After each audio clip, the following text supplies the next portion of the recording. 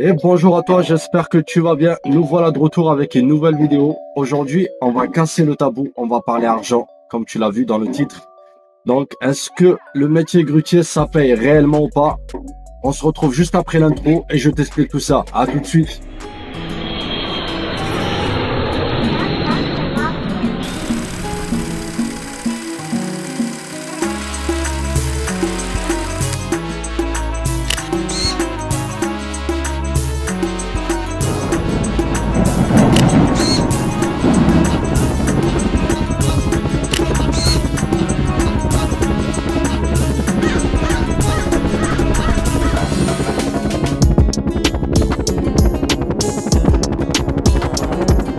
Donc les gars, avant de commencer et de rentrer dans le sujet combien ça touche réellement un grutier, il faut savoir une chose.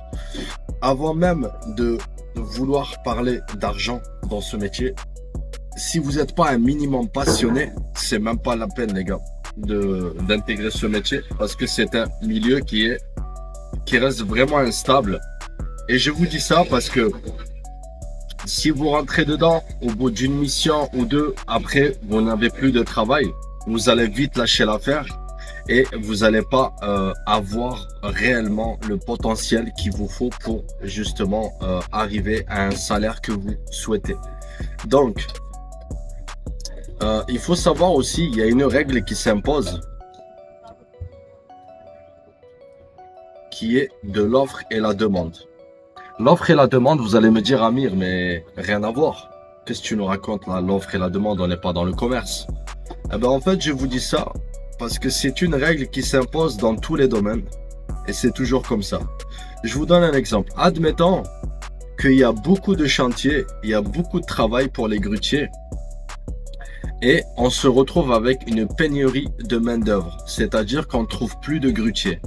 Par exemple, il y a un chantier qui va démarrer en parallèle et vu que tout le monde a commencé avant ce chantier-là, il va demander un grutier à une agence intérim ou je sais pas moi, il passe par une autre plateforme. Eh ben, il va voir qu'il n'y a plus de grutiers. Il va voir que c'est difficile et lui, ben, il doit forcément faire vite pour commencer le chantier et commencer à rentabiliser. Ben là, il va se passer quelque chose. Puisqu'il ne va pas trouver de grutier, qu'est-ce qu'il va faire? Il va essayer, même quitte à arracher un grutier d'une autre place. C'est-à-dire, même s'il y a un grutier, par exemple, qui est en train de faire un chantier actuellement, ben lui, il va le motiver en le donnant plus d'argent, en lui disant, allez, viens bosser pour moi, moi je te paye plus. Donc, c'est pour ça que l'offre et la demande s'imposent dans tous les domaines. Et il faut savoir aussi, deuxième chose, les gars, que même dans le domaine de grutier, donc dans ce métier-là, il n'y a pas de règle au niveau de salaire. Il n'y a pas. En fait, les agences ou les employeurs, ils vont vous faire croire qu'il y a des barèmes. Ils vont vous sortir la fameuse grille de un 3P1 ou un 3B2. En fait, c'est les niveaux de qualification. Mais un grutier, soit il est grutier, soit il ne l'est pas. Donc, ça ne s'applique pas pour lui. Alors, dans ces cas-là, le grutier, il peut négocier le salaire comme il veut. Donc maintenant, si on rentre dans les chiffres, alors quand vous êtes embauché et en intérim, c'est toujours différent. Parce que quand vous êtes en intérim, vous avez les IFM, donc les indemnités de fin de mission, ainsi que les congés payés. Donc, le brut qu'on va vous donner, il va être très proche du net. Tandis que quand vous êtes embauché, ben les vacances et les fins de mission ne y sont pas. Donc, à ce moment-là, ça va baisser. Le brut et le net, il va y avoir une différence à peu près de 20%. Du coup, il se passe quoi? Quand vous êtes embauché, la plupart du temps, dans une région moyenne, qui est comme la mienne, par exemple Toulouse et les alentours, on est entre 2000 et 2500 euros par mois en étant embauché. Si vous avez un peu de chance, bien sûr, parce qu'il se peut qu'on va vous demander de bosser quand vous êtes débutant. Surtout, on va vous demander de travailler, d'être payé un petit peu moins que les 2000 euros. C'est-à-dire, des fois, vous pouvez arriver à 1900, voire presque 2000, mais vous n'êtes pas tout à fait à 2000 euros. Ça, je vous parle en tant qu'embauché. Mais en règle générale, avec une société assez normale, qui est assez humaine, on va dire, vous êtes entre 2000, 2200, ça peut aller jusqu'à 2500, voire 2700 euros par mois, tout en travaillant dans votre région autour. Ensuite, quand vous êtes en intérim, ça sera plus de 2500 à 3000 euros, voire un peu plus. Donc 2500 euros si vous avez un taux qui reste bas, donc quand la demande elle est très basse, parce que quand il y a très peu de travail et beaucoup de grutiers, ben, il se passe l'inverse de ce que je vous ai dit tout à l'heure. Ben, par exemple, on va vous appeler, on va vous dire est-ce que vous êtes disponible pour telle mission, et ils vont savoir qu'il y a très peu de travail. Du coup, si vous refusez, eh ben, ils en ont 10 à appeler derrière.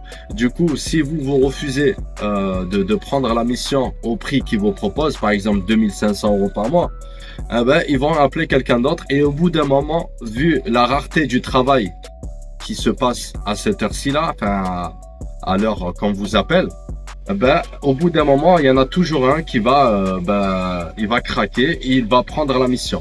Du coup, là, les salaires, ils sont plus vers les 2500.